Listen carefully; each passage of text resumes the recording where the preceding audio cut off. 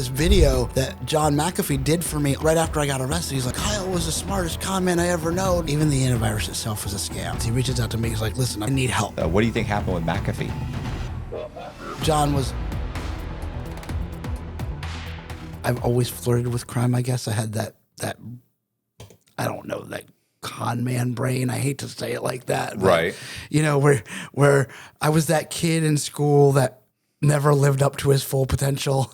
I got decent grades, but I was completely bored. When I was 10 years old, me and a group of friends, we would hang out at the local putt-putt in Oakland Mills, a neighborhood in Columbia. And come to find out later that the man that owned it was having problems and needed the insurance money. We were 10. He paid us $500. We burned it down. But it gets better than that. So how does that conversation even start with a 10-year-old? You guys need some. I have this gasoline can and a lighter. No, I had gotten in trouble for starting a brush fire, like in the woods. So you were known. So I was known to like play with matches. So, you know, we're talking to this guy, Big Rod, that's his name, big black dude. And, you know, we have a little BMX Huffy bikes. It's like 5 of us all together. And, you know, he talks to me and my friend Sean, and he offers us $500. We're 10 years old. That's all the money in the world. Right. To burn this thing down. So we go at night to do this. It's like 10 o'clock at night, which when you're 10 years old, that's late. No, it's not like 3 o'clock is now, but we ride our bikes over to the putt-putt and we, you know, put some gas and do whatever we're supposed to do. And then I think about the fact that there's 15 video game machines in there and we're about to burn this place down. So we go back to the house to get pillowcases to take all the money out of the video games. This is really important because this is how we get caught. Right. So we have the keys because we're going to burn the place down, and we open the doors and everything like that. Nobody expects anything. There's no police around or anything like this. This is 1985 or 86. And we go back to put the gas down to make the fire. We get the pillowcases, go back to unload all the video game money. We've got it's heavy. Quarters are heavy, especially for a 10-year-old on a bicycle. We've got pillowcases filled with quarters. We burn the thing down. The fire trucks come and all this kind of stuff. Weeks go by. They're investigating it. But, you know, we're 10 and we're in our school buying every kid in the school ice cream with all these quarters. And finally, one of the kids that gets caught, you know, why are you buying so much ice cream? Go back to a locker. There's a pillowcase full of quarters. And the principal wants to know where we got the quarters from. And so that was my first experience with rats. This, you know, we're in the hold your mud, little Timmy. You're like a fucking 10-year-old gangster. We're like in 5th grade. I don't know if you had any trouble in elementary school, but you know, you're sitting in the principal's office all lined up, knees are shaking. The secretaries are looking at you like you've robbed the bank because we've burnt the putt-putt down, and you know, he's in there. Oh, well, Kyle and me and Sean, we went and we burned the putt-putt down and we took all the quarters out of the machines. And, of course, the police came and we did a diversion. But that was my first experience with breaking the law. Just another arson job. Just another arson job. I mean, an arson job in my first experience with the 5K one, but it wasn't called that back in elementary school. What did your parents say? Your nice Jewish parents that are adopting orphans with heart problems? I mean, you know, they've had me for 10 years. Everything else is good. Know it's a problem. They already know it's a problem. I stole 20. Not his first arson job. I stole a $20 bill from my mom's purse, like when I was like 5 or 6 or something. You stole a what? A $20 bill from my mom's purse. You know, they knew it was coming. They knew that was coming. So I'm banned from talking to all these other kids, and they can't come over, and we can't play with each other anymore. And oh well. But yeah, that was my first experience with the law. I had a diversion. I didn't do any like juvie time for that or anything like that. We had to pay back and go do community service and pick up trash. But I went to a childhood psychologist, and he said that by the time I was 25, I was either going to be a millionaire and dead or in prison. But by the time I was 40, I did almost all of that except the dying part.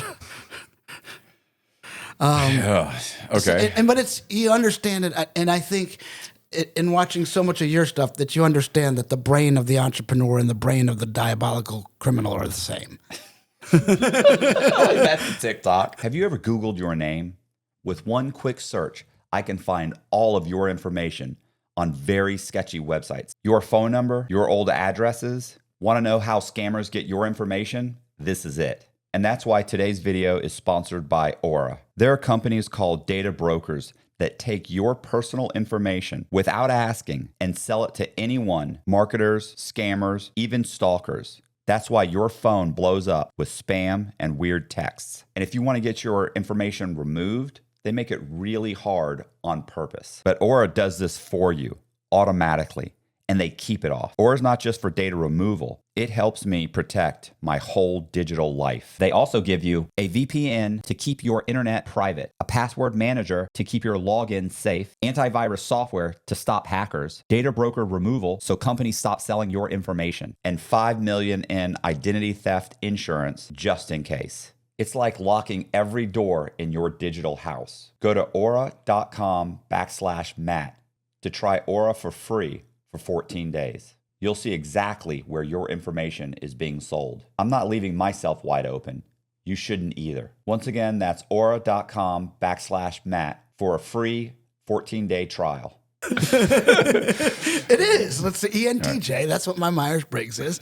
And, you know, I've learned how to deal with a lot of those things over the years.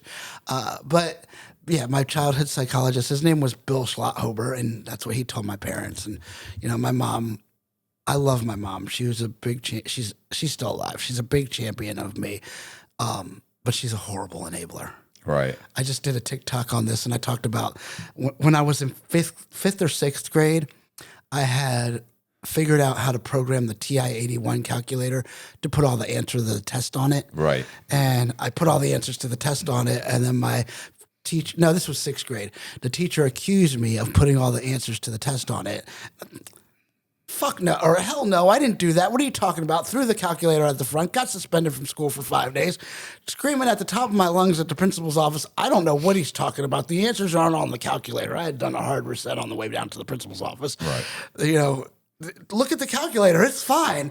My mom swears up and down, cussing at the teacher, cussing out the principal, but I was guilty as hell. Right. And she just enabled. Well, Kyle would never do anything like that. If he says it was, you know, not there, it wasn't there. He's a good boy. Exactly. Now we have to go and do his community service. Right. Go meet the community service people for the arson that he took. We're getting kicked out of a third school now, and Kyle's still a good boy. It's I mean, I graduated high school, which was a miracle. Right. But and I managed to stay out of trouble for a little bit. Did you go to college? I've never finished. Right. Well, you still go. Yeah, I went, but I never finished. I went to the school of hard knocks, I guess you'd say. But at what point did you take the what is it called, Miles Bridge or what? Myers-Briggs? Yeah. I've taken the Myers-Briggs twice. What is the Myers-Briggs? It's a personality test. Okay. And I took it like as a high school student, and then I took it the first time I got into adult trouble. Okay. And what is ENTJ, which is extrovert. I don't remember what the ENTJ are exactly, but it's the same thing. Steve Jobs and Al Capone have the same one. Okay. They had the exact same Right. score. Like, there's I had done this TikTok a while back. It's like 5 of the most successful entrepreneurs in the world and 5 of the most notorious criminals in the world, all the same brain. Right. It's well, like you know, one little thing goes wrong and it's bam. Wasn't most entrepreneurs are narcissists? You know, yeah. Like same thing with most guys that run Ponzi schemes or have any type of financial crime or have any kind of success in crime tend to be narcissists. Yeah, it's an issue. I mean, it was for me. I mean, it has been. I'm still struggling with it. Me too. Yeah. So I find that people forgive you much quicker if you say, and I feel bad for that. I do. I feel bad about that, by the way. So. I hurt a lot of people. I hurt a lot of people with the crime that sent me to federal prison. I'm trying to make amends now, and I'm being accountable in different ways now. But that's a whole different story. Mm-hmm. So you graduate high school, you go on to college, but you drop out, I'm assuming. So I took this whole different path. I was sick, I was sick with the heart thing. I had a form of childhood leukemia at some point. I was one of those kids, and I'm about to be 50. So I was one of those kids that was in the hospital a lot. So I had a Make-A-Wish, and my Make-A-Wish wasn't to go to Disney World. I wanted to meet the radio DJs because there was no cable TV and no internet back then. So I wanted to become a DJ, and that's what I did. I was on the radio from the time I was 13 until the time I was like 30. And I did kids radio, and then I did top 40 radio, and then I had a career change. But that was my Make-A-Wish, was to meet the radio DJ. He came to the hospital and brought all these records, and we went to the radio station. It was a whole big part of my life. But all the while, I had different jobs. I had different things that my scam brain did. I think when I was a teenager, one of the scams that I did, there was this place called Hannaford's. Where are you from? Tampa, Florida. You're from here. Okay. So up north, they had this chain called Hannaford's, and I'm 16 or 17 in Baltimore. And Hannaford's had a triple your money back guarantee on anything made fresh in the store. Triple your money back cash guarantee on anything made fresh in the store. Seafood is prepared fresh in the store. Right. So I would go at 17 years old to the store and buy 2 party platters of shrimp that were like $100 a piece, and tell them absolutely no Old Bay seasoning on these shrimp trays. And and this was before the internet and orders and computer stuff. So I'd take the shrimp trays home, and I'd sprinkle some Old Bay back on half the shrimp, and I made my neck look red and everything. Went back to the Hannaford's and got triple my money back on the shrimp that weren't supposed to have Old Bay on it. And I did this at 5 or 6 different Hannaford's when I was like 17 years old. This was, my first big scam. They just They just did it. cut it right. Oh wow, oh my God! It said no. It said no Old Bay, and here's Old Bay, and I'm so sorry about that, sir. Here's your $600. Have a good day. So what? So after that, that just gave you a taste, and you thought, gave me a taste, and I always went back to something crazy like that. And then, I've had a couple of businesses, and things went well for a little bit, and in 2000, I did the radio thing, and then for a while, I had to get out of radio in 2004 because of something called payola, and they were coming down on all the radio DJs, and I was taking a lot of money to play a lot of songs on the radio, and I wasn't going to go to federal prison at that time. So, so what is a payola scam? Is like where they're paying you to play their albums. This was big in the 90s and early 2000s. It was big all the way up until the early 2000s. You could get, depending on the radio station you're at, you would get $1,000, $10,000 in cash, tickets or other valuables to play a song on the radio or get it onto their playlist. And then suddenly it became illegal, and it was always illegal. It was how it was done. And then Elliot Spitzer, when he was the attorney general, or he was the United States attorney for the Southern District of New York, started coming down on everybody. And I had other friends that were at other radio stations getting popped off and going to prison and all this kind of stuff, going to court. And I was scared to death, so I stopped doing that. I started selling cell phones at T-Mobile, and I was good at it because that brain part of me makes me a good salesperson. And I guess I caught the eyes of people that were in Washington, and I got to play with the very first Android phone way before it came out, like in 2006. And I started a website called The Droid Guy. This is the true part of the story. And it was the first ever. Wasn't the other part They're all true, but this is converting to the whole scam part. Okay. I started a website called thedroidguy.com back in 2006. It's still there now. I sold it to a Mumbai-based company at asset-only sale for $10 million in 2011. And I took that money and I started a venture fund. And wait a minute, I missed something. You just went through something real quick. We'll go back. You were talking about how you saw you were the first guy to see the droid. I was the first guy to see an Android phone. So what? So your employer comes to you and says, "Hey, I'm working for T-Mobile." Yeah, and they were the first carrier that do the Android phone, the Droid. Okay, that's kind of important. The G1, right, which was the first Google phone. And I took videos of it with camcorder Okay. back in 2006. And I got a website and I called it, it was supposed to be called Android, so I called it thedroidguy.blogspot.com. And it just, oh my God, isn't this a cool phone? It does this, it does that. I started making blog posts about it. I had the phone for about a week. It was a very janky looking, almost BlackBerry looking phone. And we weren't getting the actual Android for another year, which was the G1.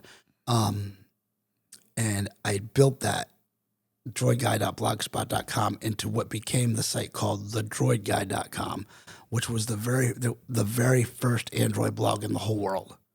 And from 2006 to 2011, I ran that site. I left T-Mobile. I was making money hand over fist doing web advertising and influencer stuff and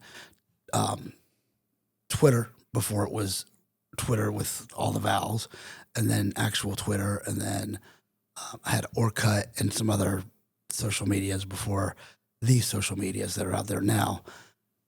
And then in 2011, I sold I changed the site from thedroidguy.blogspot.com in 2007. Then in 2011, I sold thedroidguy.com to Interclick Media in Mumbai for $10 million. And that's where I got my money, all the money that I used to start my venture fund. I started a venture fund and an incubator in Alabama called the Roundhouse. Okay. And that's the scam that ended up sending me to prison. Right. So how does that, what was that? What was the premise for that? And from the very beginning, was it a scam? Did you mean for it to be? It was not a scam. So you start because I mean, most Ponzi schemes start off as like a normal, really 99.99% of all Ponzi's start off as something that you want to do that a goes legitimate off the rails. business. Right. This is a legitimate business and something goes wrong. And that's where people get messed up. And there's two movies about me, one on HBO and one on Hulu. But I had, I started something called the Roundhouse. It was one part incubator, one part venture fund. And it was a actual brick and mortar location where we helped build startups. And what the reason we were in Alabama was, first, I was married to somebody in Alabama. We were in Alabama and in Auburn, Alabama. And they were one of the first cities in the country to get 1 gigabit symmetrical internet. This is 2012. Before everybody had, now it's 100 gigs, but this was 1 gigabit internet. And it was like Opelika, Alabama, Chattanooga, Tennessee, Wilson, North Carolina, Kansas City, Missouri were the only cities in the country to have it. So, and besides the internet, Opelika was a sleepy railroad town that didn't have anything else in it besides the super fast internet. So I went to their city council. I got them to give me the internet for free. I got this office space that was this old Woolworths that we converted to this 30,000 square foot space, co-working space and lab to do startups. And we had people, app developers come in.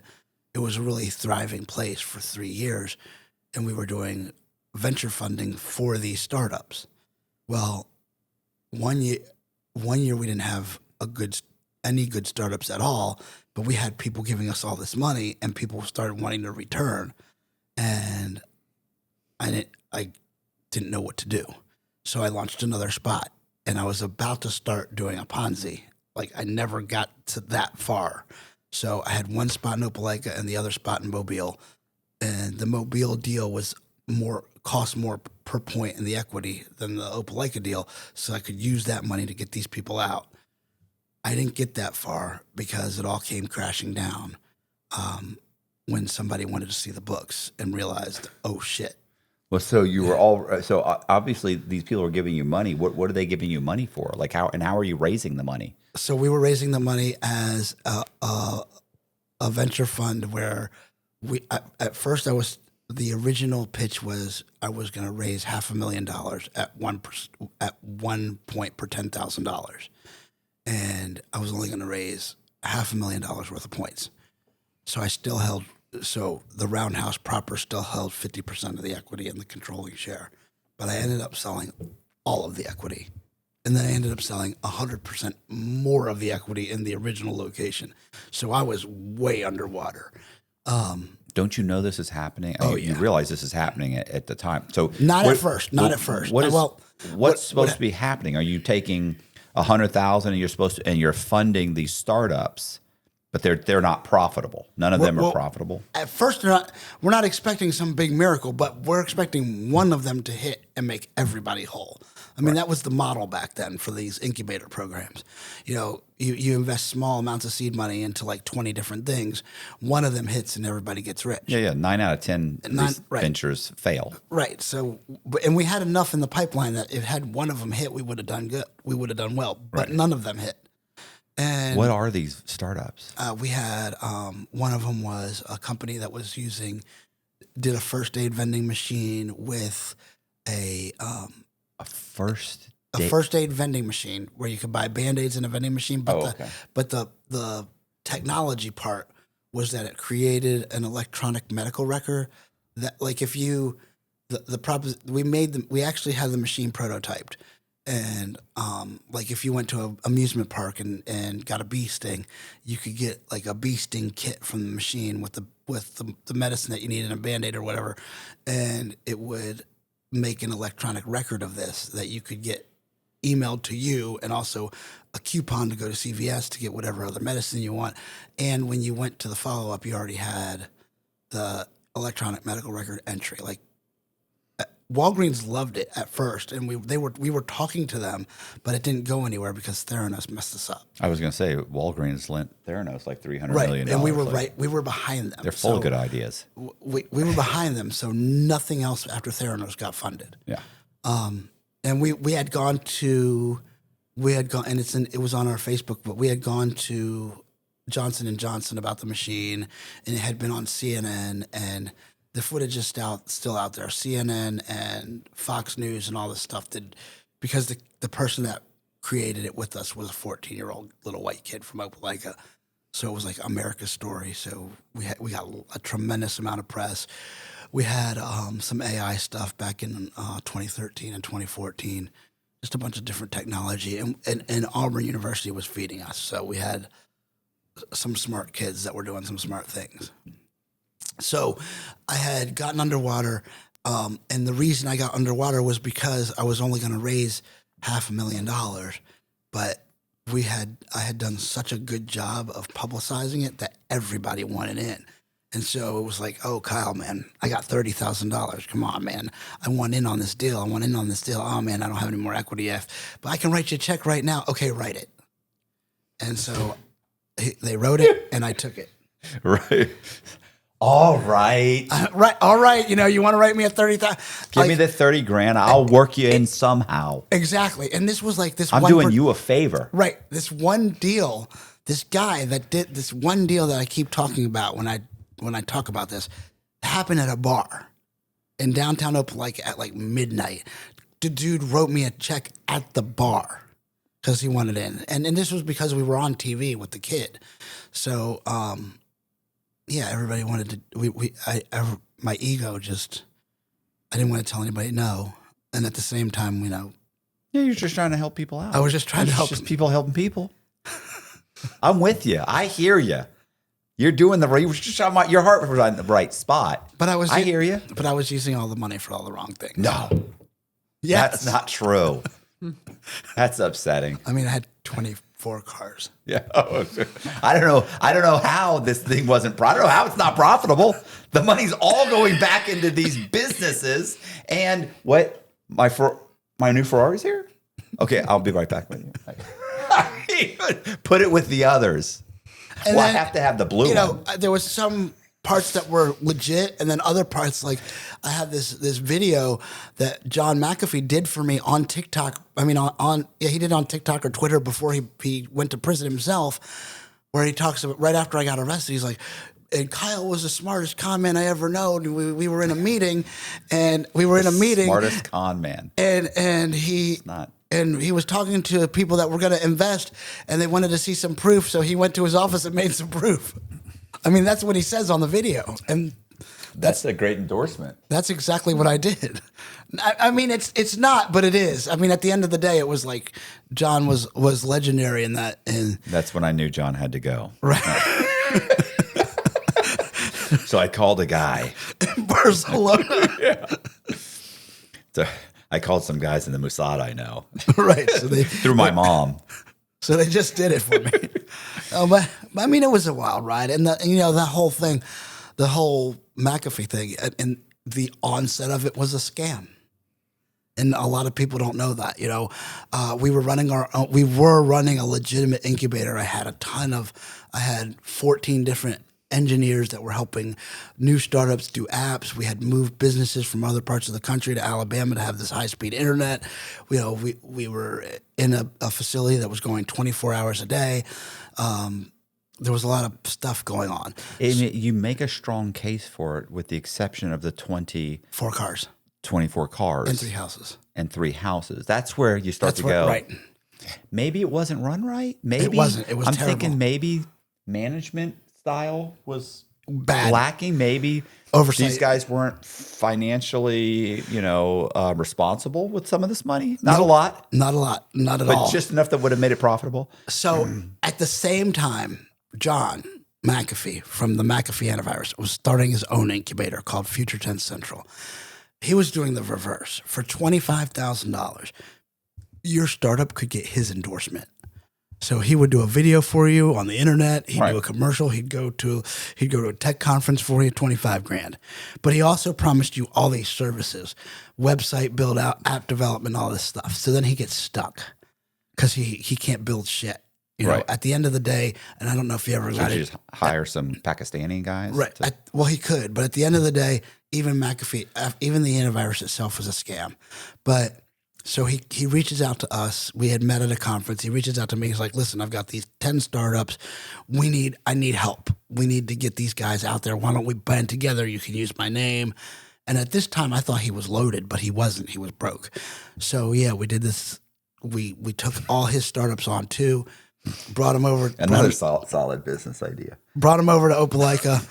Bring this guy on board. He's currently going under. He's currently going on, and he's wanted for murder in Belize. That's a trumped up charge, right? But no, that's what Dateline says. He's wanted for murder. So Dateline.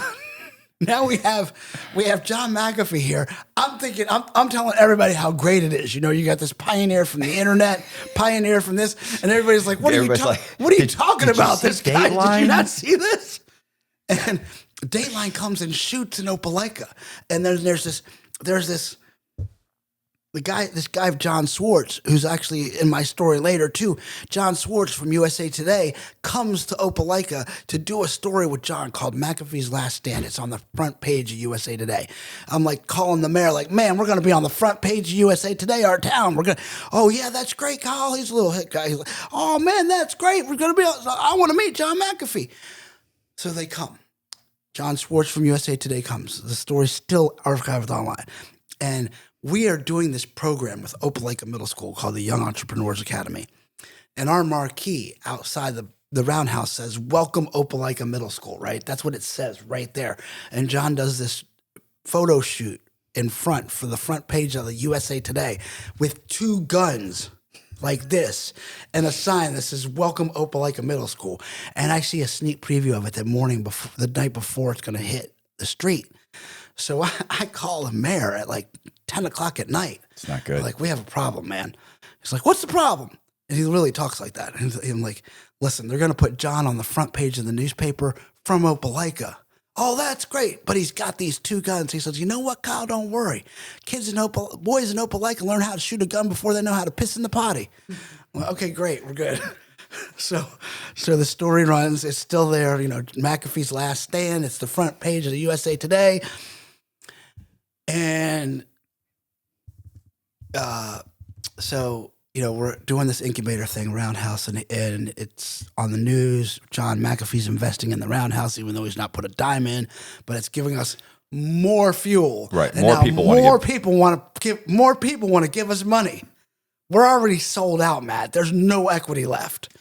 But more people want in because we're all over the news. We're on the front page of USA Today. But nobody else really knows that but you, right? Fuck it. Right. Give me the money. All right. It's all going to work out. It's all going to work out. We're going to have this one. All I need is one company to hit, and the whole thing is good. Everybody's whole. So you know exactly where I was going with this. So Meanwhile, there's these guys down in South Florida in Boca Raton, Barry Honig and Larry Browser, and they're working with this billionaire, and they have this company called MGT Technologies that's going under, and they're pump and dump guys. That's what they're known for if you Google them. So they want to run this pump and dump, and they want John to be the CEO to help them, because if they put John in there, they can pump it and dump it. And so they fly. And these don't seem like the guys to get involved with. Of course not, but we do anyway. Right. Good way to shift this Ponzi scheme into a pump and dump. Right. So they come in a private jet to little Auburn, Alabama, and they're talking $40 million to John. And John's broke, and I didn't know it at the time. So he wants the money, and the discussions fall off. So 6 months later, we're eating at this restaurant called Niffers in Opelika, Alabama, with a bunch of us, and we're like, and John's like, Kyle, how can we get Barry and those guys back to the table? We got to do something to get Barry back to the table. And Matt, I swear to God, I just jokingly said you could run for president on the Libertarian ticket. The next morning, he calls me up and he's like, let's do it. Do what, dude? Run for president on the Libertarian ticket. Are you fucking crazy? Yeah, man, let's do it. And I had a guy who worked for me. His name was Drew Thompson, who was a political science major. He's like, Andrew knows how to run for president, doesn't he? He knows the proper paperwork to file. Sure, he does, John. We send his ass up to Washington, D.C. to actual file for John to actually run for president that first time in 2015. And so he does it. We announced to the press that he's going to have a major announcement, possibly running for president. Every network comes to Opelika. Bam, we're on the news again. Bam, we're everywhere again. And John McAfee is running for president of the United States. And what is that? Does that get you funding of some kind? Like, can we now start raising funds for a presidential campaign that we can divert? We just have more publicity. I will Which tell means you, more investors. Well, it ultimately did. It did. More people came, more publicity, more money came in. But not. This is investors in the incubator, or both. Presidential campaign. I was able to be like, you see how big we are? We got John McAfee running for president right here out of the roundhouse. Oh my God, yeah, Kyle, let's give us some more money. And he's an investor in the company. And he's an investor in the company, and we're nationwide news. Everybody wanted it. We did our first John McAfee campaign fundraiser at Larry Flint's Hustler Club in Las Vegas. It seems like it's going to be successful. Yeah, sounds like a serious campaign. We raised $2 million in Bitcoin, and we spent $4,000 on the campaign. And I have no idea where the rest of the money went. None. Okay. The rest of the money went to John, but Is he still running around with his child bride? The hooker child bride that he brought to the United States? And I was like, oh my God, bro. Janice. Janice? Yeah. It's like, Janice.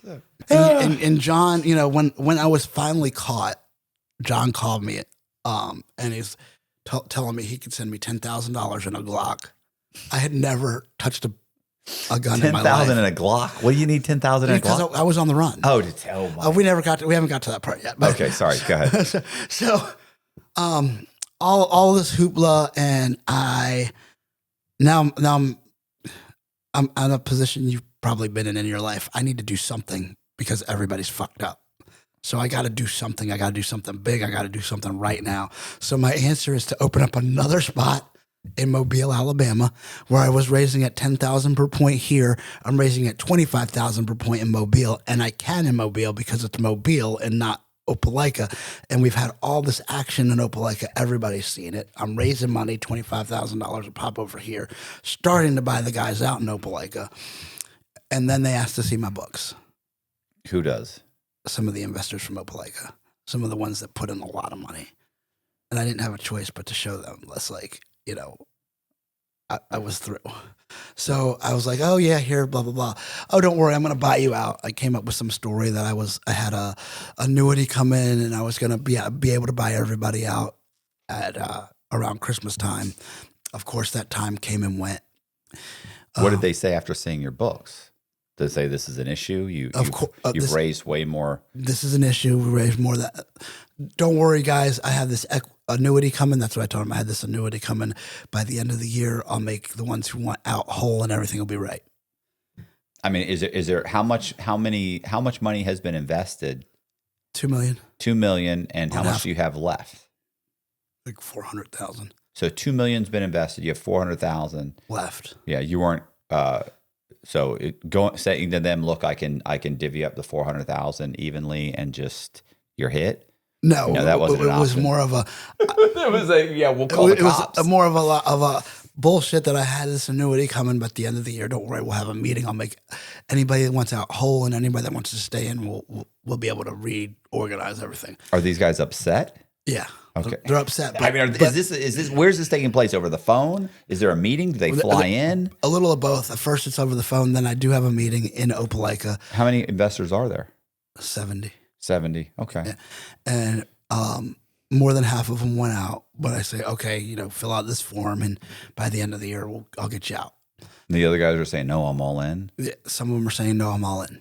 And so I've got this place going in Mobile, which is 3 hours from Opelika. And Opelika, I go away for Thanksgiving that year, come back on December 6th of 2016, because they've already called the FBI, and I don't realize it. I get a target letter from the FBI, talk about, can you please come to the Mobile field office of the FBI on December 20th so that we can discuss these allegations. On December 7th, I left Opelika and never came back. I went to Texas, started a whole new life under an assumed identity. Okay, so at what point do you make that decision? You get the letter, you read the letter. Do you call and say, I'll be there? Or do you just, you don't even respond to the letter, you just realize, okay, I'm going to pull some money out, and are you thinking I'm going to start my whole life over again? That was like, is there a whole plan? No, the plan is to pull the money out and leave. Right, and start your life. I mean, I'm assuming you're thinking you said change your life. Yeah, I changed my name and, talk. How do you change your name? I mean, I know how. How did you do it? I used another name that I had kind of already gotten from reading books and stuff. Somebody who had died close to, the name was Jeff Sanders. It was a kid that had died as a kid. I had the social and everything like that. And you had the birth certificate. Yeah, it was just in my back pocket. Yeah, no, everybody's got one, of course. I know that. Colby's got 2 or 3. Nelson, right? Yeah, 2. So you go to Texas, and you get a driver's license, you get an apartment in this guy's name. What? I pulled out all the money. Right. I bought a ranch out of foreclosure with cash that was next door to Chuck Norris. But I never actually knew Chuck Norris. I only saw the staff. But so this is in Bryan. Chuck Norris has been dead for like 10 years. You know that, right? This is like 2017. It's just death is afraid to tell him. Right, I believe it. I love the Chuck Norris jokes, right? Have you ever wondered what happened to the legendary Chuck Norris? I recently saw a video he made, and I was shocked. He's in his 80s and still kicking butt and working out and staying active. What's even more shocking is he's stronger, can work out longer, and even has plenty of energy left over for his grandkids. He did this by just making one change. He says he still feels like he's in his 50s. His wife even started doing this one thing, and she's never felt better. She says she feels 10 years younger. Her body looks leaner, and she has energy all day. Chuck made a special video that explains everything. Make sure you watch it by going to chuckdefense.com/Matt or by clicking on the link below this video. It'll change the way you think about your health. Once again, that's chuckdefense.com/Matt or click on the link in the description box below to watch the video now. You won't believe how simple it is. Just remember, the legendary Chuck Norris is a whopping 85 years old, and he has more energy than me. He discovered he could create dramatic changes to his health simply by focusing on 3 things that sabotage our body as we age. Watch his method by clicking on the link in the description box below or go to chuckdefense.com/Matt. I'm in Bryan, Texas. And yeah, I may have picked this up listening to you or something like that. I'm thinking in my brain, everybody in the world is looking for me, but nobody really is. Right. I'm looking over my shoulder, but nobody really looking for.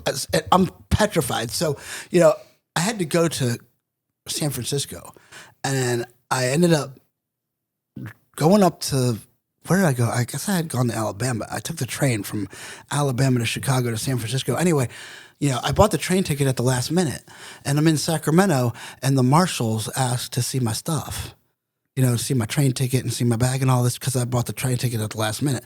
I thought they were looking for Kyle Sandler because I had run off with all this money, but they were just looking at me because, I had just bought the train ticket at the last minute, so they're looking for a drug mule.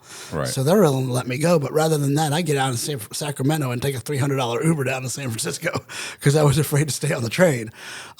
But, stupid shit like that, because I had never been on the run before. But I ended up staying on the run for 18 months and living just in that ranch in Texas.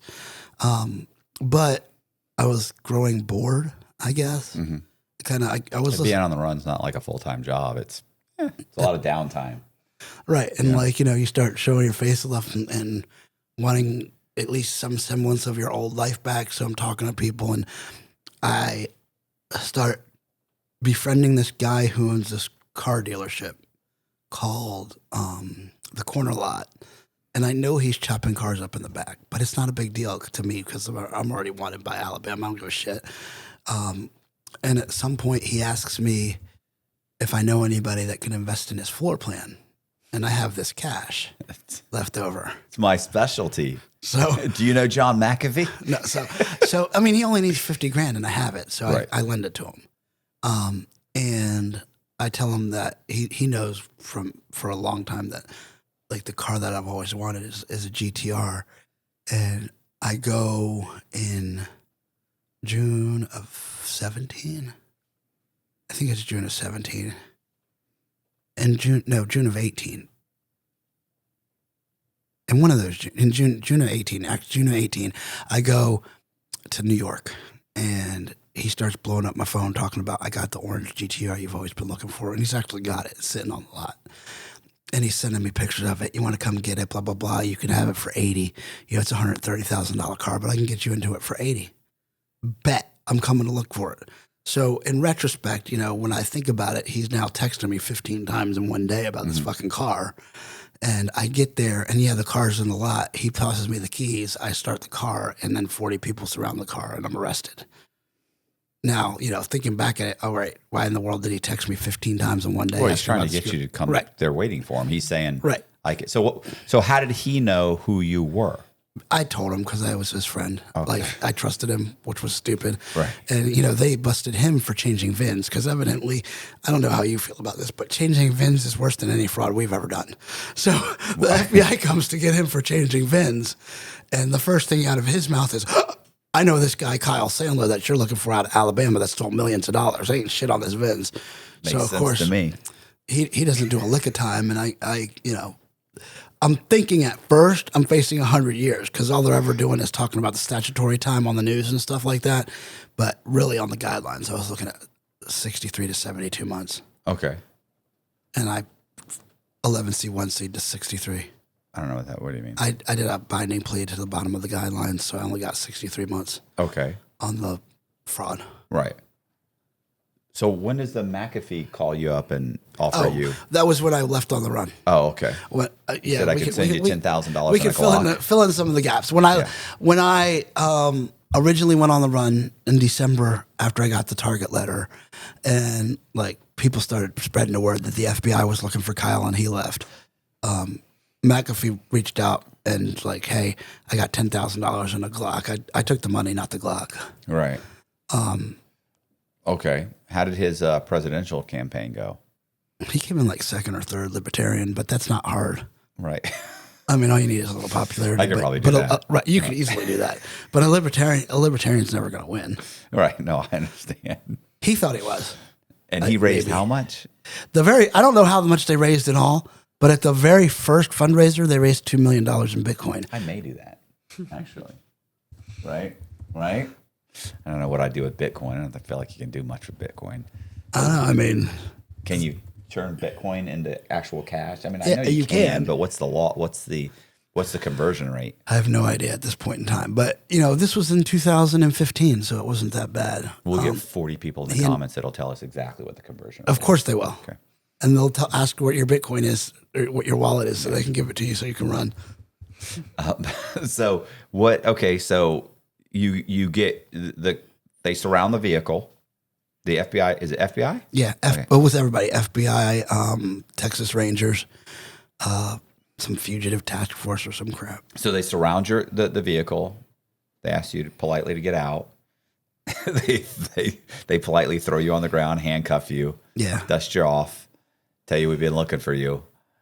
And what happens then? Like they bring you downtown. I go to the Brazos County Jail, and then I'm in county jails and then federal prison until 2022. Right. So they move you to where? They fly you or drive you? So where were you first sentenced out of? So at first I go stateside extradition back to Alabama.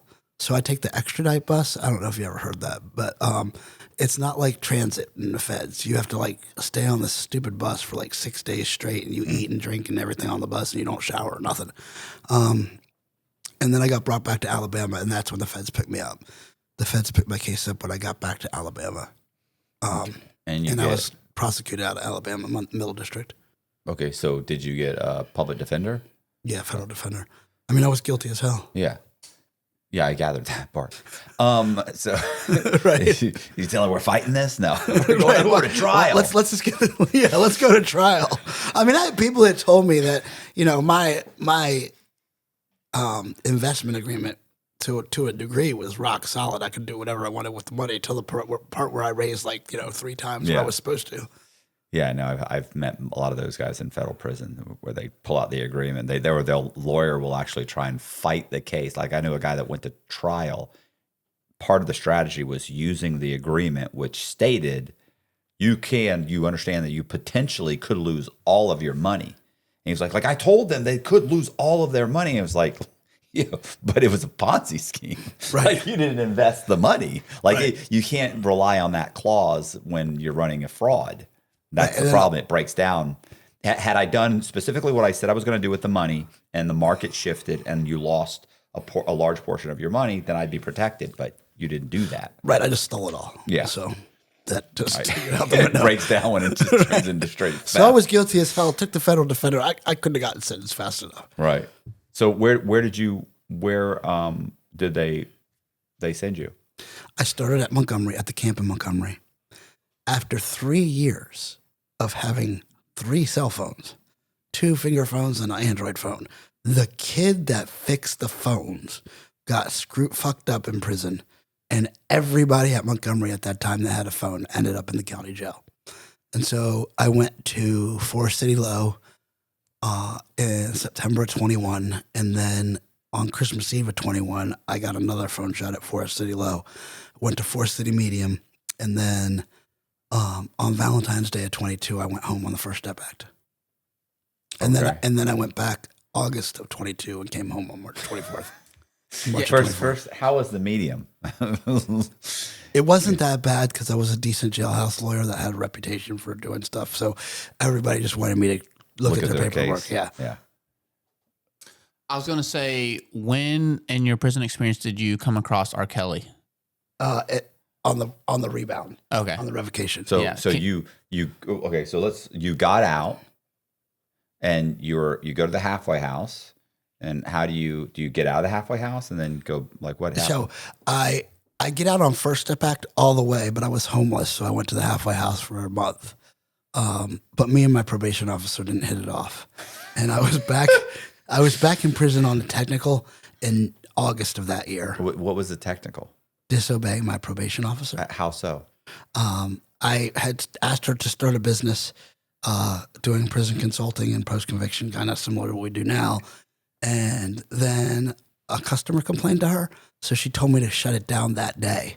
And I didn't shut it down that day because I still had cases in court. Mm-hmm. And shutting it down that day would mean I'd have to leave customers in the lurch in court, and I wasn't down for that. And so she caught me still operating after that, and she arrested me that day. And I stayed in, and then the judge. What was the customer complaint? That they didn't win a compassionate release, that I told them they would never had it. I mean, we even have an email chain where I say they have no chance of winning this. Right. And they still want to go for it. So that customer complained, got my probation officer's number, called my probation officer, said I was a fraud, even though 2 months earlier he had gone all over Facebook saying I wrote the best motion in the world. He's just very upset that he lost. And then now find out that he's married to some other girl that was in prison, not even the girl that he was helping. So I went back to prison. The judge gave me 24 months and let me kill my paper on that revocation. I only did 13 on that 24 on first step. And then I came home back in March of 24. Okay. And I met R. Kelly. I was still on management variable from the medium, so I had to go back to the medium. So I went to Butner medium 1, and then when my points went down, I went to the low. Okay. And that's when you met? I met R. Kelly at medium 1. Oh, okay. How was that? He was just a normal dude. I mean, it wasn't, it's not, people that have never been to federal prison don't understand what federal prison's like. You know that. I know that. You know, they think that, R. Kelly's a chomo. Everybody's going to, no, he was just a dude. Just another black guy complaining and And he shooting the shit, playing handball. And I met him when he was going through this thing where they were taking the money out of his books. And he asked me to help him look at something that he got from the court about that. They took all, he had like 50,000 or something put on his books, and the government took it all. Okay. Why? For fines or something. Restitution? Yeah. Did he have restitution or just fines? Fines. I mean, did he sing karaoke during like Tuesday karaoke? Like we had karaoke at Coleman. You had karaoke. That's cool. Okay. Listen, but I will. I'll tell you. We had. Yeah. I'll tell you this. On that Butner complex, once R. Kelly hit, every female that worked on that complex put in for overtime over at the one. Are you serious? Oh, yeah. It was like I'd never seen so many female guards in one place.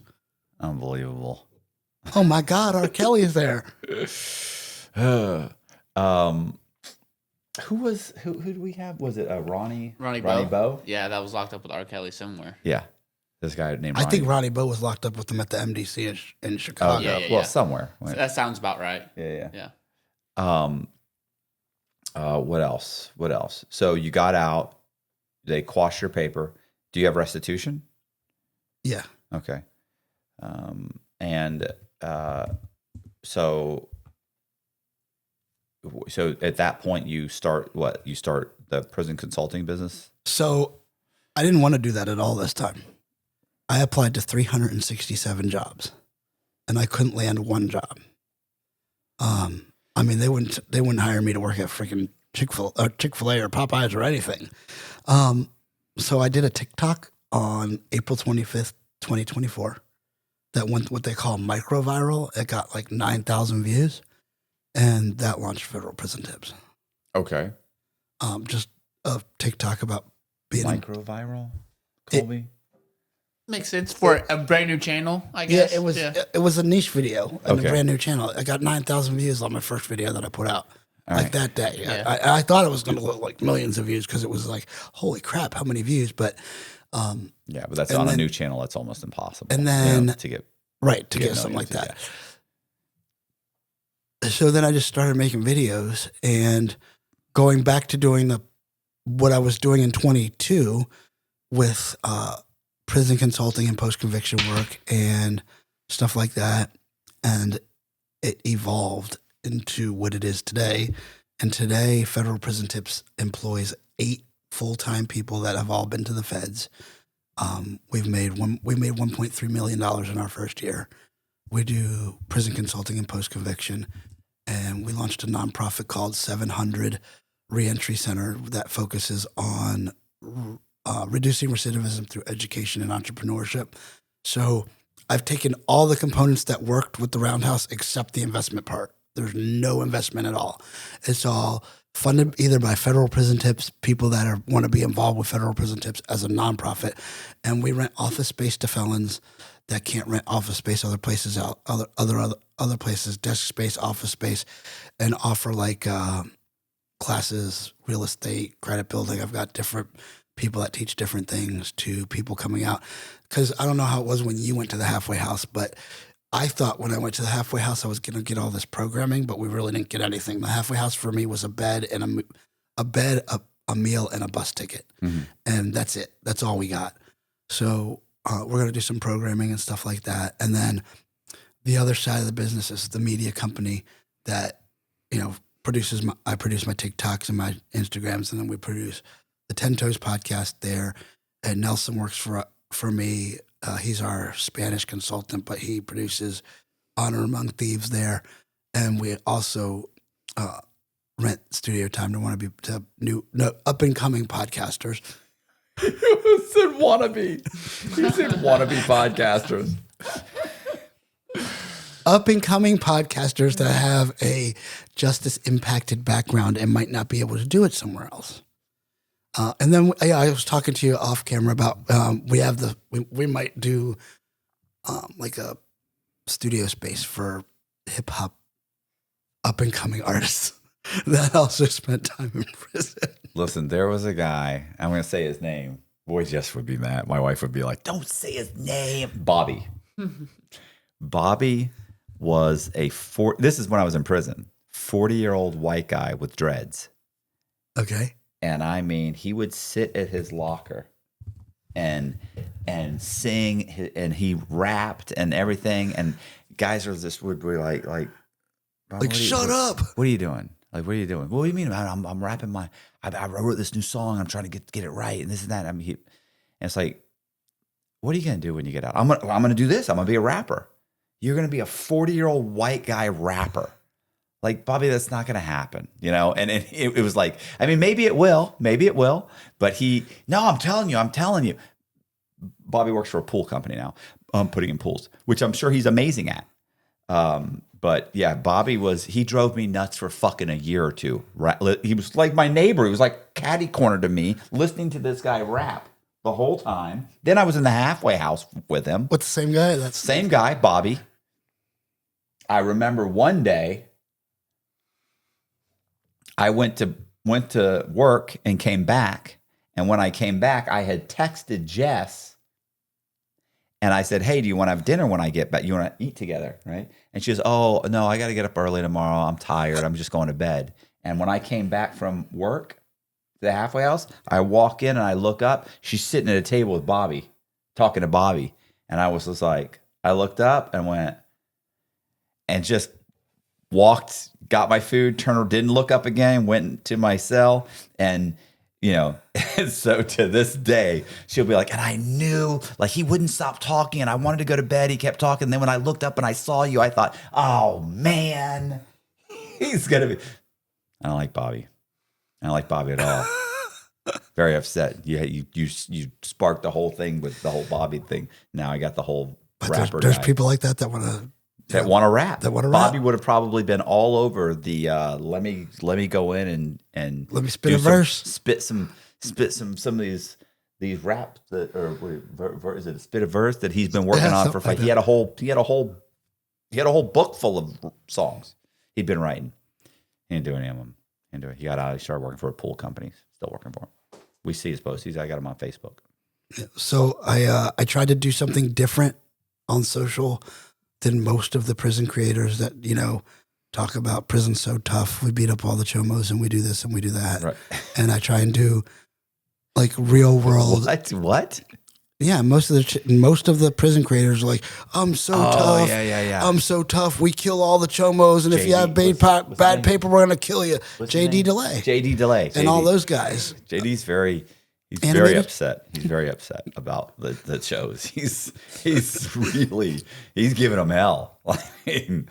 But everything I say, every video I do is grounded in some actual content that hopefully will help somebody. And we have a pretty tight community. I do lives all the time, and there's a few hundred to 1,000 people a night, and half of them are on Jackson prison. I have a cult following in the federal prison system. I do. Doesn't sound good. I like even like Nelson takes phone calls for us in Spanish, but half the people that call him are on cell phones, but they need help with stuff, so we help them. Okay. Well, we need to. One point in your story, it says you were a ex-Google exec. Why did people think that? So that was part of the lie that helped facilitate the Roundhouse. Being the droid guy and doing the droidguy.com, I was heavily involved in Android, and I was always invited to events at Google. So I had a ton of pictures of me at Google on my Facebook from different times I've been to Google. So somebody at one point while I was doing the Roundhouse said, "Hey, did you work at Google?" And I kind of just went with it. Yeah, I mean, it wasn't your fault. It was my fault. I completely lied, but I lied and said, "Yeah, I did." There's all these pictures. Obviously, I did. I know. I understand. They forced this on me. Go ahead. No, but I mean, right. I had all you these a Google pictures. exec? Well, I happen to be a Google exec. I am now. Would you like to invest in Google? But no, it wasn't do you want to invest in Google? I was actually with somebody who his scam was he sold Twitter stock that he didn't actually own. Tens of millions of dollars of Twitter stock that he didn't actually own. And then he came home and came on my podcast, on my first podcast when I was with Beyond the Narrative. And 2 months later, after the podcast, he's back in federal prison for selling personal protective equipment again that he'd never owned.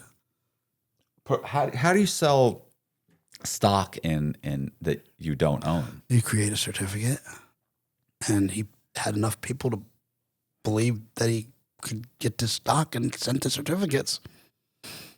He forged certificates for Twitter. Okay. I don't really know how it works. I mean, I don't know how it works either, but that's what he did. And then he ended up in federal prison. He ended up in federal prison, got home, and then he sold PPE that he never actually owned, and he's back in federal prison. He's at Miami now. What's PPP? What's PPE? Like masks and gloves and gowns and shit during COVID. Okay. Yeah, I knew a guy that ran kind of a stock fraud where people were investing in some kind of basically a pool. It was a pool of stock, and you could invest in it. And he was telling everybody that that the bulk of the stock was made up of like 7-Eleven, shares of 7-Eleven, shares of Apple, but the truth is that was like 3 or 4% of the stock.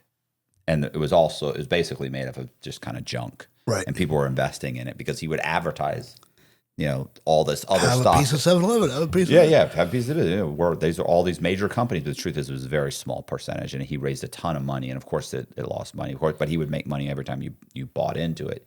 He would take money, and there's a lot of stock scams out there. Yeah, you just got to go to somebody legit, I guess, somebody who's established.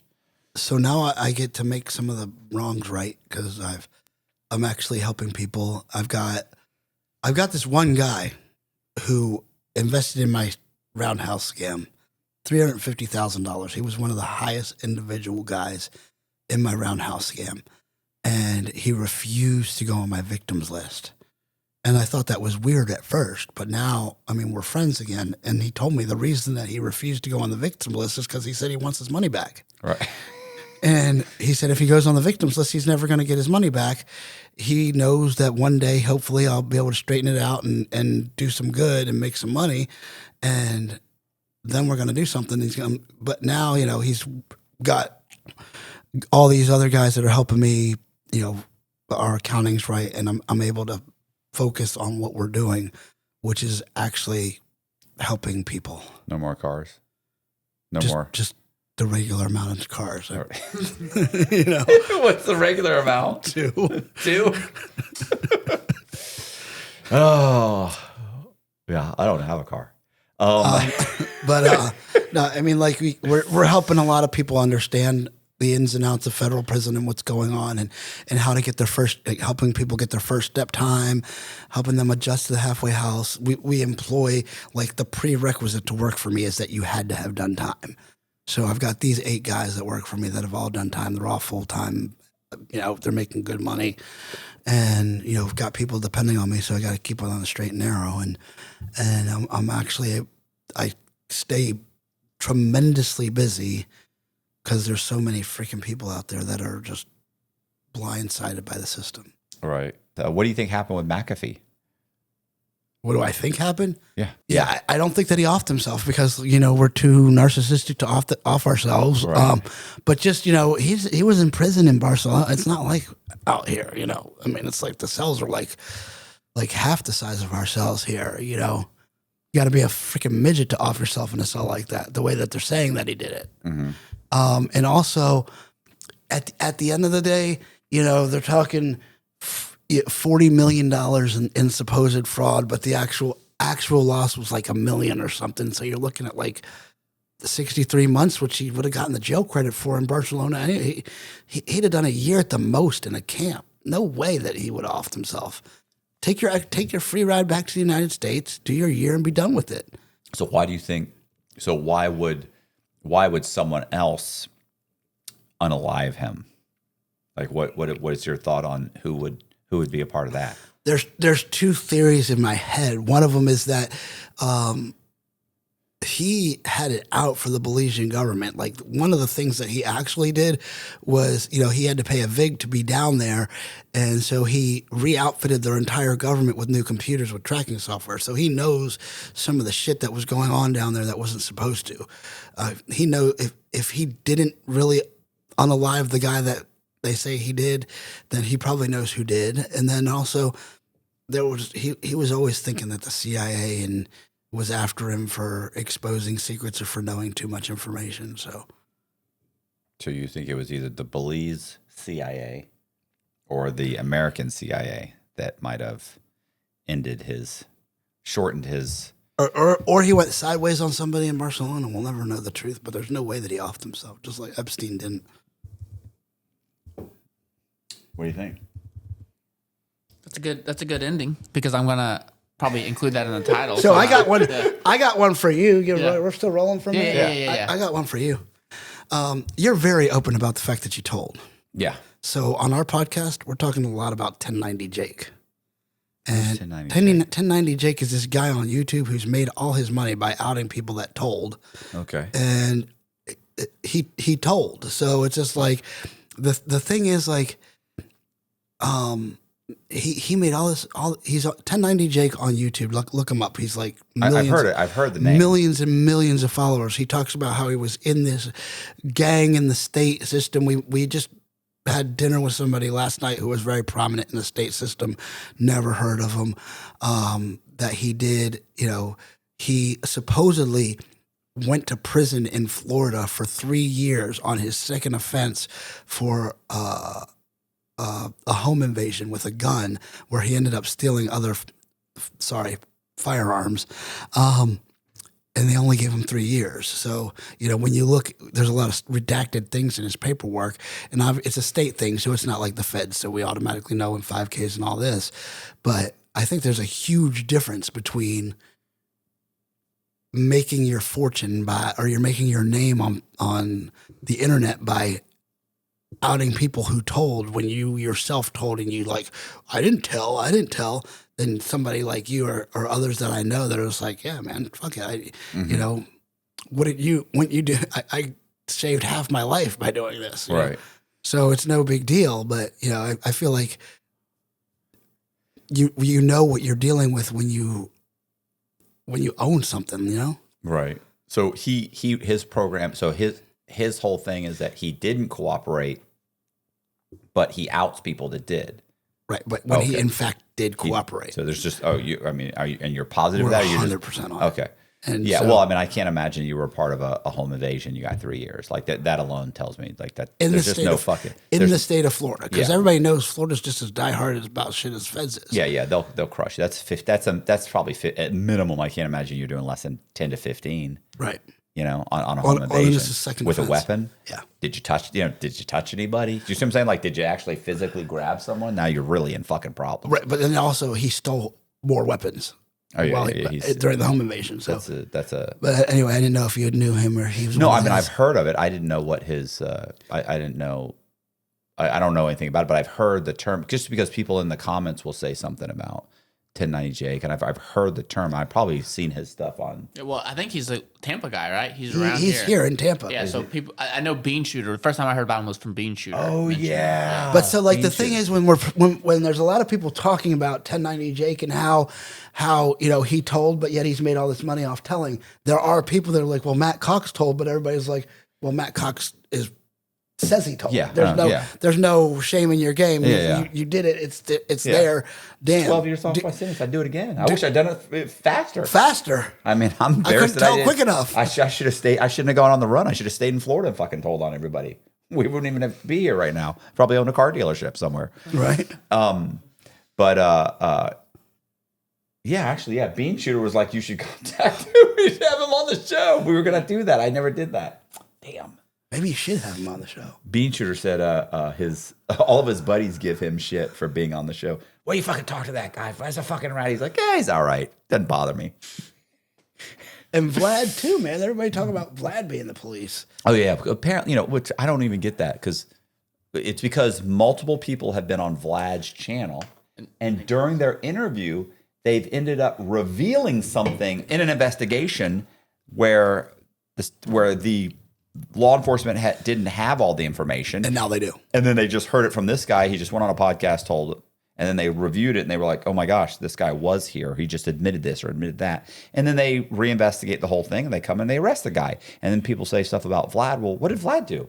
It was like, you came on the podcast. I asked you a fucking question. You think that the cops don't watch these things? Yeah, you're right. When I first went on Concrete, which was it's now Danny Jones, my probation officer and during the course of the first or second time I went on there, I mentioned my probation officer. And she called me.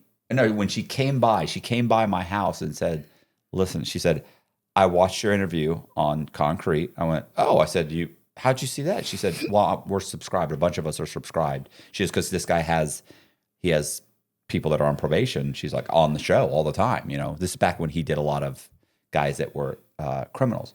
And she said, I watched your thing. She said, Mr. Cox, she said, I have no desire to be famous. And I was like, what are you talking about? She said, you mentioned me on the podcast. I said, oh, I did not use your name. She said, you mentioned my first name. She said, I don't want to be mentioned. I don't want to be famous. I don't. And I was like, okay. But you see what I'm saying? They watch those things. I didn't even remember mentioning her. Right. But, you know, these guys watch. And even if they don't, somebody might watch it and be like, hey, wait a minute. You know, I remember this crime. This guy just talked about the crime. And they might contact the detectives. Like, it doesn't mean that Vlad had anything to do with anything. Right. So you're going on Ian Bick, what, next week? Yeah, next Tuesday. Ian Bick next Tuesday? Next Tuesday. Good times. Have you been there? Nope. Been to his... This will be the first time. Okay.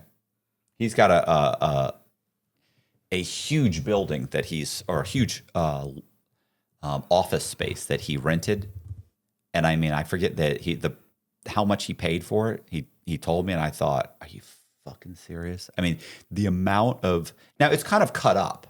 It's not like a big square or rectangle. Like it's like you go up these stairs, you go up here. Here's a whole nother 800 square feet. You know, go up here, walk over here. Here's 500 square feet. You go. So it's kind of cut up, but it's all kind of connected. But it's the amount of square footage is outrageous that he has at his disposal. And he's got multiple rooms to do different podcasts, and he's got another area where you sit and watch. Like it's a good setup. It's a little cut up, but for the amount of money he's paying, oh my god, it's like what a deal. I was gonna say, so you're going on. So what was the rift? What was the deal? What happened? You had a beef. You had a beef. What was the beef? So, I guess I didn't. I can take back to the beef and then how it resolved. So, you know, we do prison consulting to a lot of people. We do about 5 million views per month across Insta and TikTok, and we get hundreds of calls a day. And Ian does these videos where he talks about having to pay for protection at Fort Dix Low. Now, I know people that have been to Fort Dix Low and didn't have to pay At a low or a camp? at the low. Okay. And I know the lows run a little bit, a little bit tight, like a medium. I've heard that before, and I've heard that from several people. But if you keep your head down, be respectful, and mind your own business, you're not going to have to pay anybody for protection, usually. And that's what I say. I always say. So I get this doctor, he calls me up, and gets a letter from the U.S. Marshals. He needs to self-surrender at Fort Dix Low.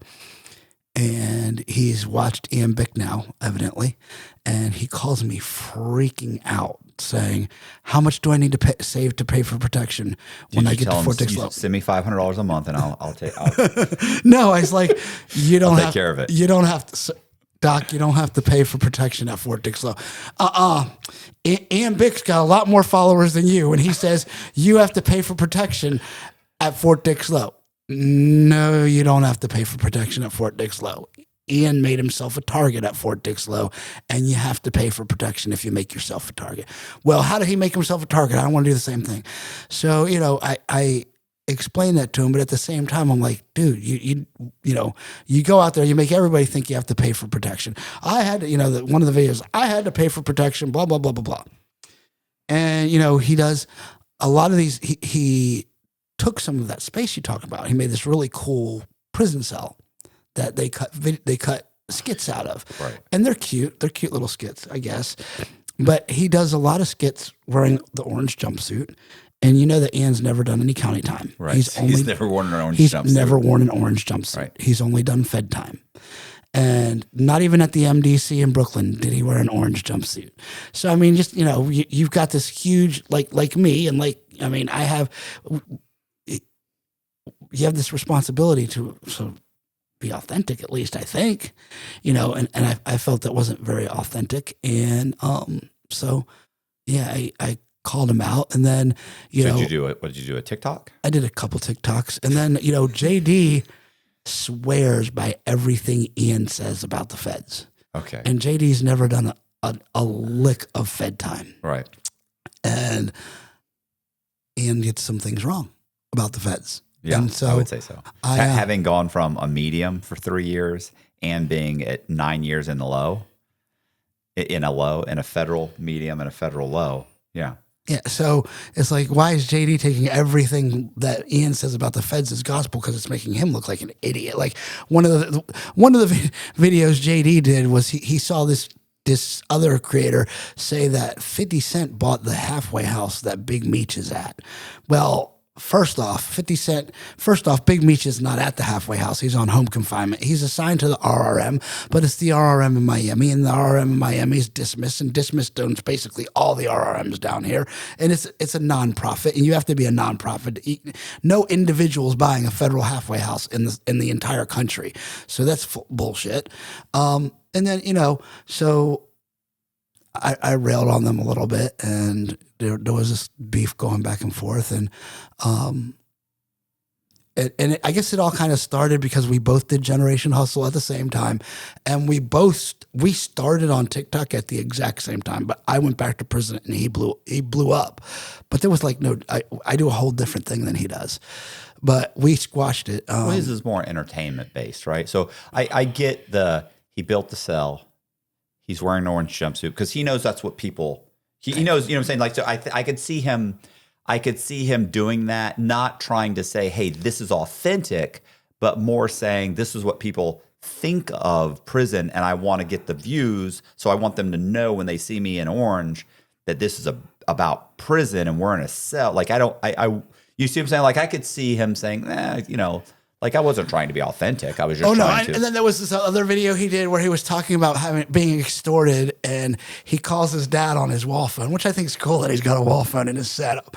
But he's like, yeah, just call me back on the cell phone. I'm like, dude, if you've ever had a cell phone in federal prison, the first thing you know is never to mention it on the wall phone. No, because the cops are going to tear you up. Yeah, they're going to be in your cell within that 20 in a minutes. minute, and you're dead. Yeah. They're going to find it, and you're done. But I mean, he's once again, he's not necessarily. He's not playing to us. He's playing to the public. Yeah. So I could see that. But Kevin Lanning, who does another podcast, is the one he's good friends with Ian. He's like, well, he asked me at the end of my appearance on his podcast what it was, and I explained it. And then he brought something to perspective for me that I never really thought about before. I'm 20 years older than Ian. I don't really look it, but I am. Had I gone to prison when Ian went to prison, I'd have done the same damn thing. Right. I'd have been a cocky little asshole that made myself a target. Right. I'm sure of it. I would say, so it's funny because I went to the low and someone did try and extort me. Which low, Coleman? Yeah, Coleman Low. Guy tried to extort me.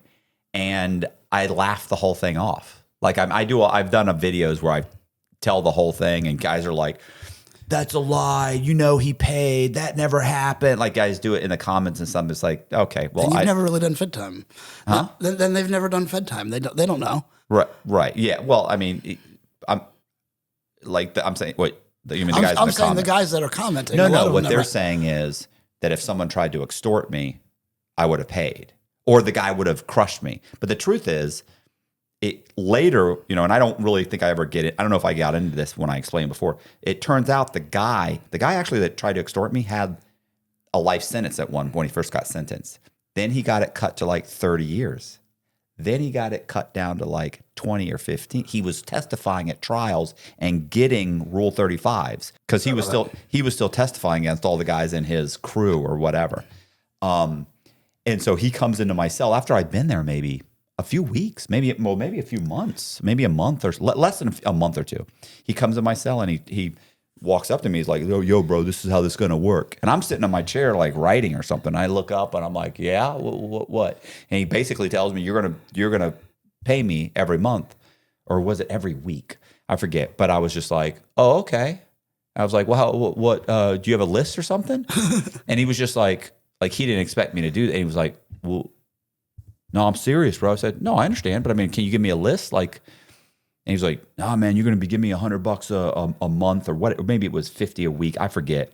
And he said that, and I was like, okay, well, give me a list. Like, how am I supposed to know what to give you? What commissary do you want? Give me a list. And like, he's like, not understanding. Like, I so easily. What's so funny is my cellie was laying in bed.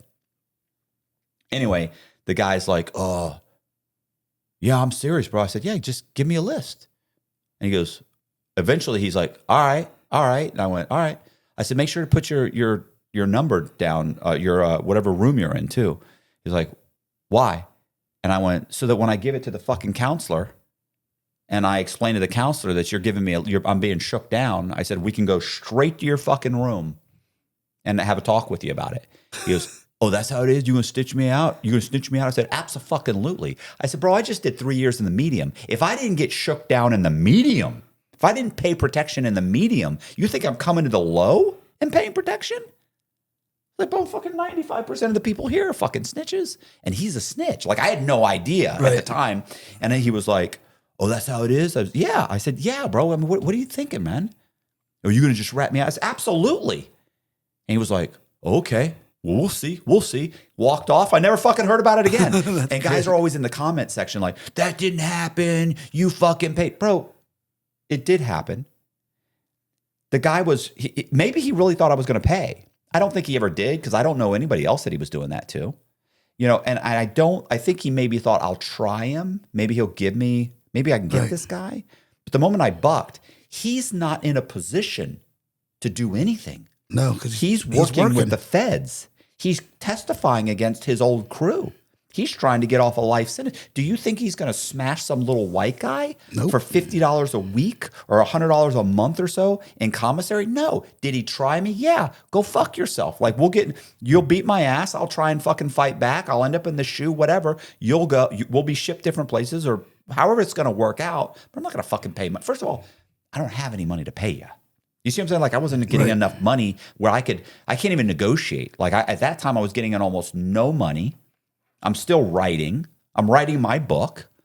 Like, I'm not in a position to pay. What I'm in a position to do is take your list to the fucking counselor. That's what I'm in a position to do. And if everybody here thinks I'm a fucking rat, what do I give a fuck? It was on the front page of the St. Petersburg Times that I had cooperated. Like, people already know it. Right. So what? Oh, well, then you're going to be labeled a rat. I'm already a rat. I don't have a problem with it. I'm doing pretty good. I made it to the low. I haven't been smashed yet.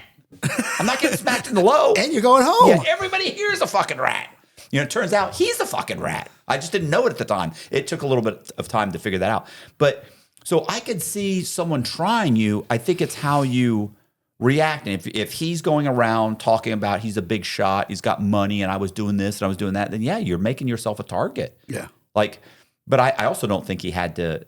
I don't think he would have had to have paid. He's at a low. Right. So you could have just been like, what I think happens a lot at the lows is you get, what do they call it? It's soft extortion, where somebody kind of, they semi befriend you. Like, hey bro, can you get me a such and such at the commissary? I got you back. And they kind of, or they kind of just talk to, yo bro, do you mind, man? I ain't got no money. Do you mind if you get me something? Like, it's not much. And they kind of make you feel like we're buddies. And then so you buy them stuff but you start to feel like we're buddies, but it's contingent. On me buying you stuff. On me buying you stuff. But I like you kind of being my buddy because I notice that you kind of run interference with me and other people that I have an issue with. And so it's soft, it's slowly, and it's never a lot. Guy does it to one or two people, because I do know guys at the low that were getting shook down. But it would be like a 60 or 70-year-old guy who was being soft extorted, is what they call it, where he's getting some guy $20 a week in commissary, and he's getting the maximum amount of money sent in. And he doesn't feel like he's being extorted. He feels like he feels bad for this guy who's befriended him, and he wants to help him. So he doesn't feel like it's extortion. He feels like he's a 70-year-old guy or 65-year-old guy who now has a friend that kind of walks the track with him or hangs out with him. And then he's helping him out. And then he gives him $100 a month in commissary because the poor guy doesn't have anything. He's always very nice to him. Right. Now, that makes a lot of sense. There's a lot of those guys in federal prison. But deep down, he probably kind of knows something's going on, but he didn't really give a fuck because it's $100. What do I care? You know? So I could see that. But yeah, there's a lot of stuff that like I'll hear stuff, like little things that some of these guys say, and I think, I'm like, that doesn't happen, or that didn't experience. But what I also have to tell myself is that a low in Coleman, Florida is different than a low in California. Oh, yeah, for sure. A camp is in California is way different than a camp in Florida. Like we don't have even the feds, you don't have massive gang activity. In the lows in California, it's like 90% cartel members. Yeah. And you can get hurt. And for me, Forest City Low is 100 times different than Butner Low. Right. Forest City Low and Butner Medium were about the same. Right. Okay. Forest City Medium was a little tougher than both. Yeah. But, I had gotten a reputation for doing legal work and doing good legal work, that like when I got busted on the phone at Montgomery and they knew I was going to Forest City, the day I tell the story a lot, the day I get to the unit at Forest City, I don't even have my bag from R&D unpacked. And I got 5 guys. Hey, yo, dude, I heard you do the legal work. Can you look at this real quick for me before count? Yo, dude, let me just get my shit in my locker real quick. Like, come back tomorrow when my legal office is open. Right. But I mean, and it was the same way at the medium. Yeah.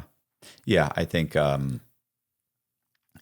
legal work definitely gives you a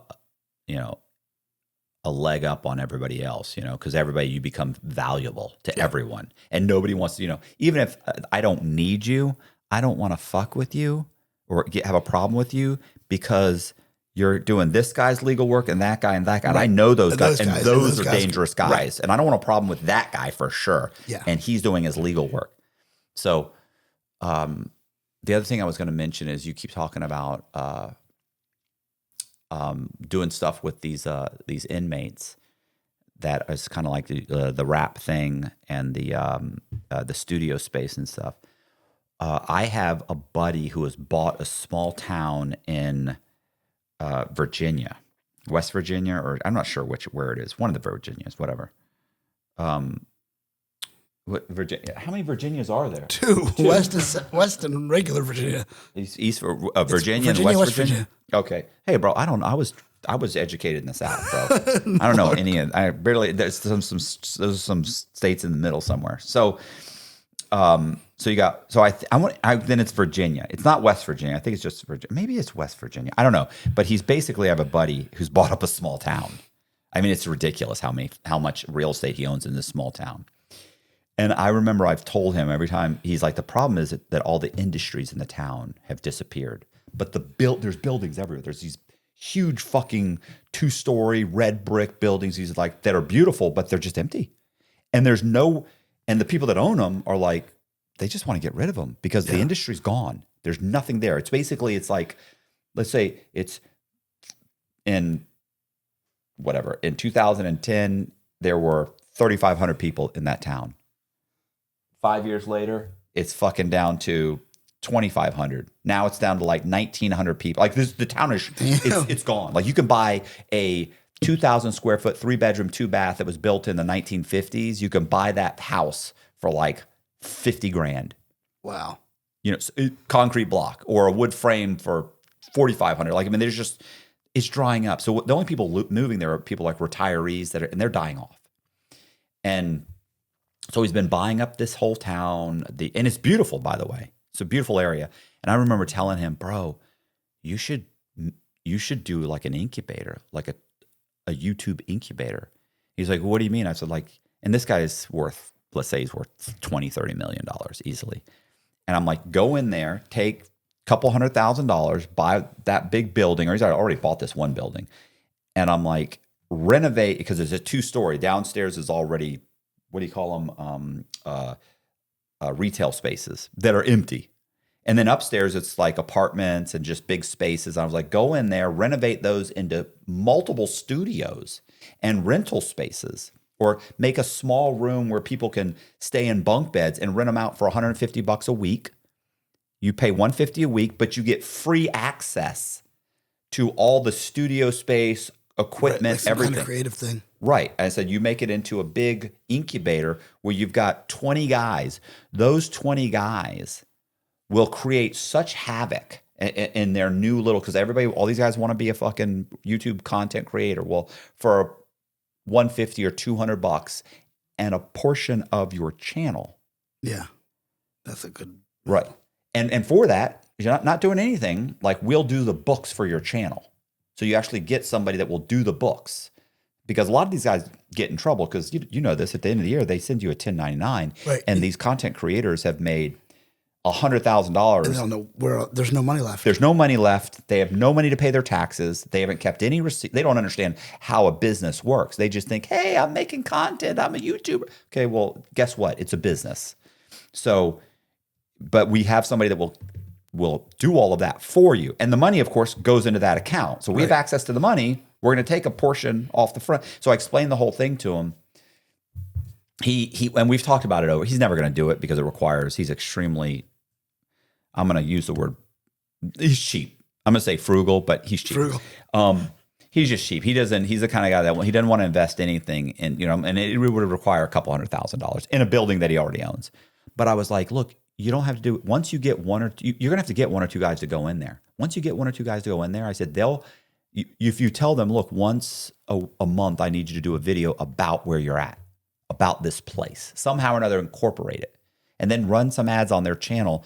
Those guys, as their channels grow, they will bring in, if they're young kids, they'll bring in more and more people. Before you know it, those beds are going to be filled up, and you're going to have a waiting list of guys kids wanting to move their channel to use all the free equipment and all these different places. And you could build sets. You could build like a fake bar or a fake prison cell or a fake. But that seems like for you, since you're getting all these guys that are coming out that are kind of the JDs, right? Like if you get some of those guys, because those channels take off. Oh yeah, they do. Some of these guys, I had a guy, Doc 813? Yeah, Doc 813. This guy had a channel for a few months. He was making a couple $1,000s a month, and he was only putting out like 20-minute, 30-minute videos. He'd probably be making $50,000 or $100,000 right now if he kept with it. And it was just prison content, right? Just talking about booty bandits and gang fights. And his videos were only about 20 minutes long because he didn't want to. There's two problems. One, I don't think he had enough space on his laptop to do much more than that, he said. And two, he's like, it's a pain in the ass having to cut up this and do this. So he only wanted to, he was doing very little at a time. Right. But I was like, if you do like an hour video twice a week, he was only putting out like 1 or 2 a week, 20 minutes a week. I said, if you did like an hour twice a week, you'd be making $4,000. You're making $2,000 now. So the point is that those guys, with a little bit extra oomph and extra direction, a little place to go. Yeah, I can see that. And the thing you're talking about could be the same thing. Do you see what I mean? We can do that downstairs. Yeah, I mean, think about it. If you have these guys, and they don't have to pay a lot initially, but you have to figure out a way to get, because first of all, they're not going to want to share a room. They're not going to want to live in bunk beds for long. If they start making $4,000, $5,000, $10,000, $20,000, $30,000, they're very quickly going to be like, yo, bro, I want to be out of this. Great. You could then move somewhere else. But once they move someone else, like you're still got a portion of the channel. Right. You just have to make sure that you have control of the channel. So that I have control of where the money's coming in here. I have control of the channel.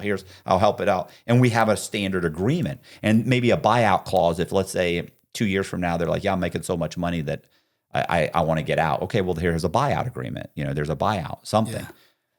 But that's something that could be, to me, that could be your next Ponzi scheme. No. But that seems like what, like if you're talking about an incubator, that could be kind of it's not an incubator for a business, but it's a YouTube business. Yeah. Because these kids don't have anywhere to live and they don't have direction. We see guys all the time that are running channels. And as soon as they're like, I don't understand, I've been doing this for 2 years. And then you look at the channel and you're like the things that are wrong with your channel are so fucking obvious. You only have to tweak a few things and this thing would blow up. Yeah. But most people, it's like you've been doing this 2 years. They just don't know. They don't have. It's like, what have you been doing the same exact thing for the whole 2 years? Like it starts out looking that way, but you hope every week, every month, this improves, this improves, this improves, this improves. But yeah. They don't want to. They don't want to. Yeah, they're not changing. They don't understand. I mean, I can tell like your fucking thumbnail sucks, and your titles are way too long, or what I'm saying. There's all these little things that they do the whole intro thing where hey, thanks so much for coming by, and how are you doing? So today we're going to be talking to, and 3 minutes of an intro. Man, everybody's switched. Everybody's gone to the next video. It's too much. So there's all these. There's a few little tweaks in the length. People don't understand how they get paid. Even guys that run their channels don't understand how they get paid. They're doing, I'm doing 15-minute videos and I'm making any money. You're doing 15-minute videos when you're being paid for watch time. So it doesn't make sense. So I'm just saying, it's funny because that type of a business, I'm shocked somebody hasn't come in. And then what's great is that the more people that come in, the more picky you get to be. Right. You get to say, well, what are you doing now? Well, send me this, send me that. And you get to really look at it and say, this guy's never going to be anything. Like I've seen his videos, he's horrible. Or I like his content, it's good, it's this and that. He could definitely be something. We let that guy in. Why? He's got a good chance of taking off. And you give him all the tools. I like that idea. I'm full of good ideas. I'm just right. I can only do so much. I'm at the end of my bandwidth. And I have a wife. That's it's expensive. It's time consuming. So, all right. What are we doing? We're good. That's great, man. I appreciate it, man. Something to think about. I'll let you know for sure. All right. Yeah. Let me know. 2 years from now when I find out somebody's like, hey, man, did you hear about this guy? I'll be like, that motherfucker. That was my idea. I mean, I have a whole 4,000 square feet downstairs that used to be a bank that I could do something like. You know what I'm saying? Especially if you're getting these guys that will come in. Like, what's the guy? Well, there was the After Prison show. What's the other guy that sits there and he sits in a chair and he's got a bunch of TV screens and he just talks about other videos or Chad Marks has got a successful channel, Blood on the Razor Wire. Yeah. I know, and all of his stuff is remote. So it's amazing that these people are super into the riots and the guys and the gangs and the prison culture. I'm not, but that kind of stuff takes off. And right I think away. the issue that here's your competitive advantage. If you know how to run a YouTube channel, most of the guys that are doing that stuff on their own, it's very like, you can tell they're doing it on their own. Yeah. And they're just not competent in the social media aspect. So it's like, if you combine those two things, like, okay, I know how to do this. I know how to make this look good and appeal to a larger audience. You know, those are. Yeah. JD's plugged into something that is extremely viral, and all of his stuff does good. And he's, there's lots of little tiny things you could do. You could do nothing but a channel that does trending topics, trending crime topics, 5 guys that escaped prison, how they did it. Hey, you guys, I appreciate you watching. Do me a favor, hit the subscribe button, hit the bell so you get notified of videos just like this. Also, we're going to leave Kyle's website in the description box. It's federalprisontips.com. We're going to leave the link in the description box so you can click on it, shoot over there. Once again, I appreciate you guys watching. We're also going to leave all of his social media links. Thank you very much for watching. Please consider joining our Patreon. It's $10 a month, and it really does help Colby and I make these videos. Please share the video. Thank you so much. See ya.